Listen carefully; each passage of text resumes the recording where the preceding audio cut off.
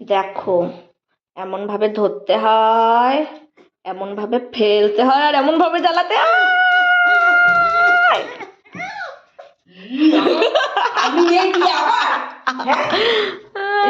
তো রেখে যাবে না, আমিই চলে যাবো, রাখতেও হবে না। আসো আসো ধনী তুই আমার কাছে আয়, তো ধনী ধনী তুই আমার কাছে আয়। বাদ দে তো, তুই আমার বাচ্চাকে খুব খুব ইয়ে করছিস, বেশ করছি।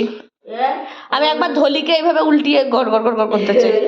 আমি এটাই আমার জীবনের একটাই শখ, ধলিকে উল্টাতে চাই আমি। ডিস্টার্ব করছিস আমার ঢোলক। ধলি, বসো তোমরা, বসো। ধলি এখন অনেক ভালো আছে, সুস্থ আছে। ন্যাকড়া খাওয়ার পর পেট পরিষ্কার হয়ে গেছে। পায়খানার সাথে এরকম 2 হাত ন্যাকড়া বের করেছে, আর মুখ দিয়ে তো বমি করে বের করেছে। এত সাবধানে রাখার পর ন্যাকড়াটা খেলো কি করে মা? যেখানে রেখে গেছি আর ওর মধ্যে খাবার খাওয়ানো হয়েছিল না বাচ্চাকে, তা আমি জানি ও খাবে না, কয়েকদিন 2 রাত রেখেছি, 3 রাতের রাত ওই করেছে। তারপর দুধু খাচ্ছে, দুধু বেরোক চাই না বেরোক, আওয়াজ তো খানিক বেরোয়, কত কত চত পথ। বলি বসো, দেখো খোতনের মুখ পুরো আটকে রয়েছে। শুয়ে শুয়ে দাও মা, শুয়ে শুয়ে। হ্যাঁ এই তো, তুমি তুই একবার উল্টিয়ে এসো, আমি তোর পেট ধরবো।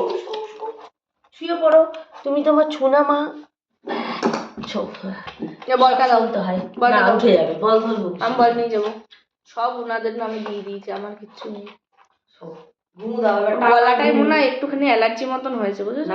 গলায় গলায় হ্যাঁ, ওই জায়গাটা লোম নেই তো, লোমটা উঠেছে চুলকে।